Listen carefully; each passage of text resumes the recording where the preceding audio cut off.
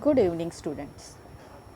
Today I will tell you about the scholarship award exam, that is, sorry,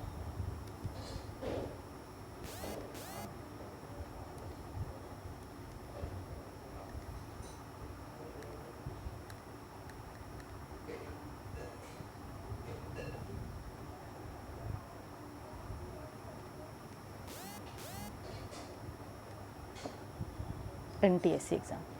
So, what do you understand by the NTC exam? NTC exam means National Talent Search Examination. So, this exam is taking under the state level as well as national level. So what is the criteria for this exams? I will tell you each and everything.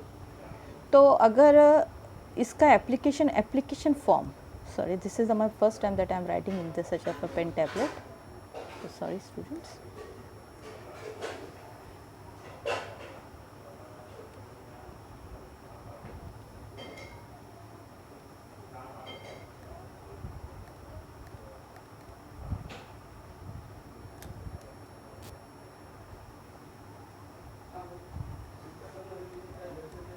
NTSC, ठीक है. सो application form कब निकलता है इसका?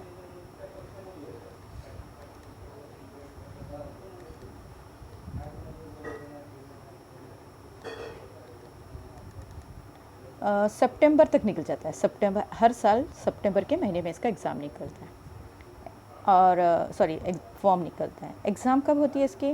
When it exams? November. हर साल नवंबर महीने में एग्ज़ाम होती है. और रिज़ल्ट डिक्लेयर कब होता है इसका?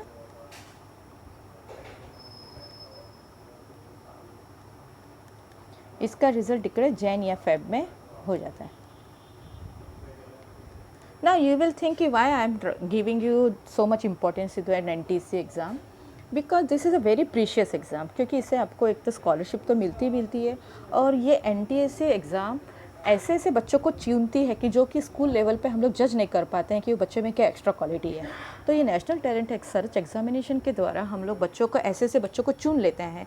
यानी कि जो NTSC वाले हैं वो बच्चों को ऐसे चुन लेते हैं कि उनमें जिनमें कुछ तो भी उनको अलग क्वालिटी दिखाई देती है. तो ये बच्चों को एक्सपोज होने के लिए बहुत अच्छा प्लेटफॉर्म है. तो ये हो गया इसका एप्लीकेशन फॉर्म. सितंबर में निकलता है, एग्ज़ाम नवंबर में होती है, रिजल्ट जनवरी फरवरी में रहता है. ठीक है.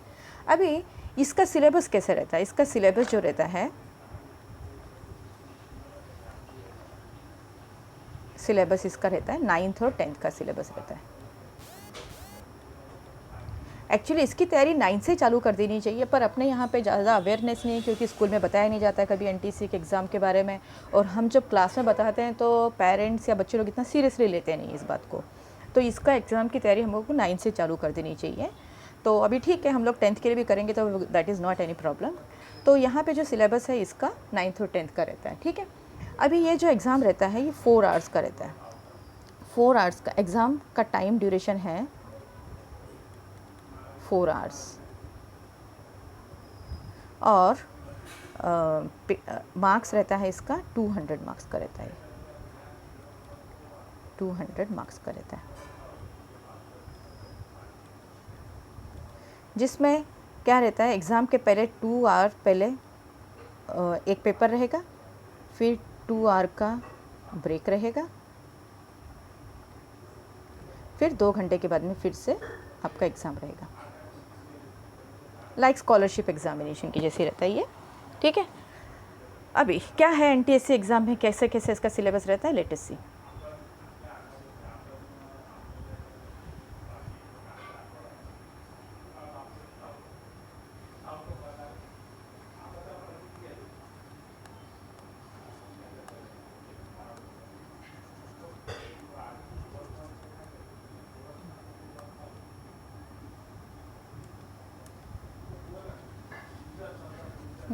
थोड़ा सा रफ करते हैं इसे.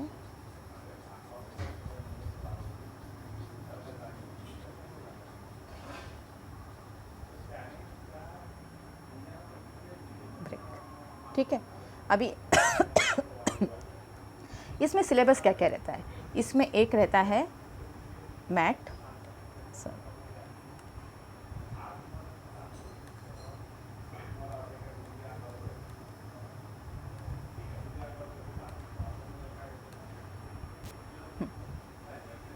मैथ, इसको हम लोग बोलते हैं mental ability test. What do you say? Mental ability test. और दूसरा रहता है सेट, जिसको हम लोग बोलते हैं सोलिस्टिक, SOCHALIS, सोलिस्टिक्स टेस्ट। ठीक है। अभी मैथ में क्या क्या आता है? मैथ में आपका रीजनिंग आता है। रीजनिंग यानी कि आप लोगों ने देखा होगा कि आपको कभी कभी आपने स्कॉलरशिप में एग्ज़ाम दिया है तो उसमें सर्कल दिया रहेगा, फिर ऐसे कोई तो भी फिगर्स दी रहेगी, या फिर उन्होंने एक फ़ोटो दिया रहेगा कि ये आपका दादा है, ये पोता है, ये उसका अंकल है, ये बुआ है, तो इसका और इसका एक दूसरे से क्या रिलेशन है। तो ये सब मैथ के अंदर आ जाता है। ठीक है। मैथ में आपकी रीजनिंग टेस्ट की जाती है कि आप अपना मेंटल पावर कितना यूज़ करते हैं। ठीक है, मेंटल एबिलिटी टेस्ट है।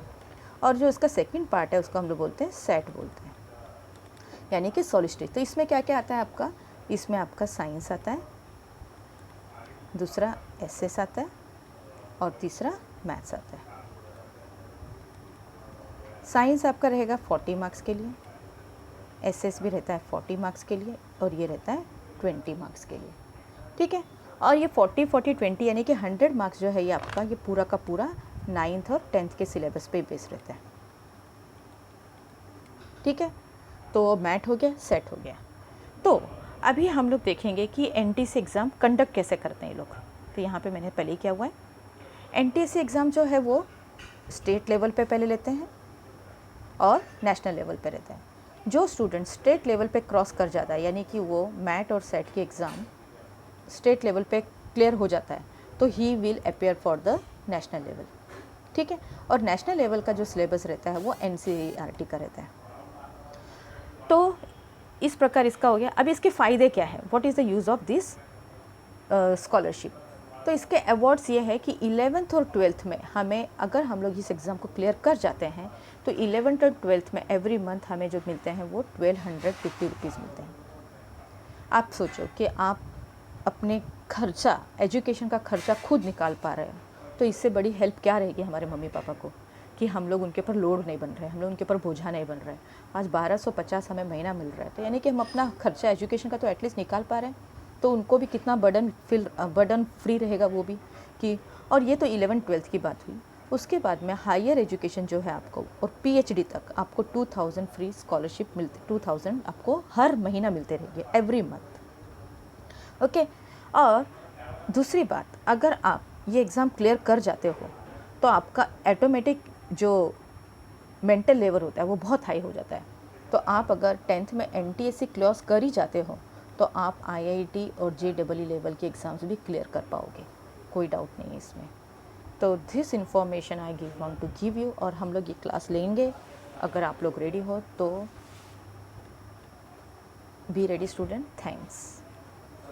This is my first time that I am making the video on a pen tablet, so I am not used to this one. Okay, bye. Take care, students.